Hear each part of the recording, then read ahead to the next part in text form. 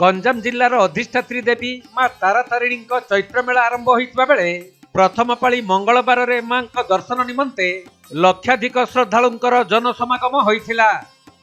राति प्राय 3टा ठारू सिंहद्वार देई पहाच चढ़ी मंदिर निकटरे पहुंची श्रद्धालु।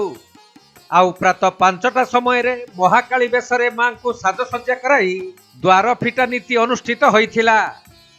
मां अवकाश मंगल आरती और मैलम लागिला परे महाकाली रूपरे मां भक्तों को दर्शन देइथिले।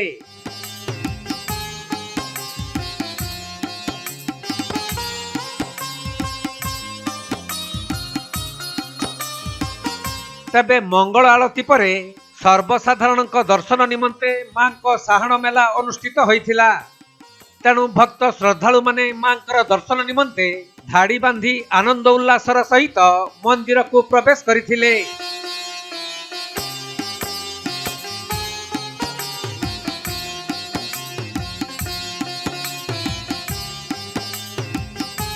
प्रथम पाली मंगलवार रे 12टी बस पहाड़ रास्ता देई मंदिर बेढ़ा निकट को जाइथिला।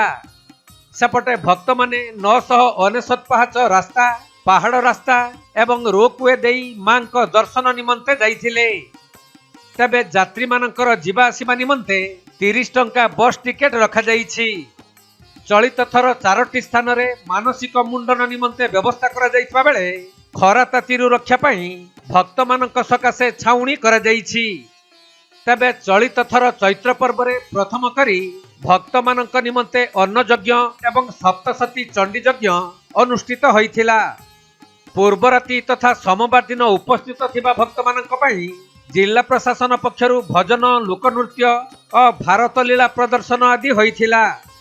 भक्तंक प्रबल समागम को दृष्टि रखी जिला प्रशासन और पुलिस प्रशासन पक्षरु 13 प्लाटून पुलिस फोर्स मुतयन करा जाइतबा बेले व्यापक सुरक्षा व्यवस्था करा जाइछि। तबे चलित वर्ष चैत्र मासरे 4टी मंगलवार पड़ुथबारु पूर्व वर्ष तुलन में चलित वर्ष लक्षाधिक भक्तों भिड़ हेबार संभावना रहिछि।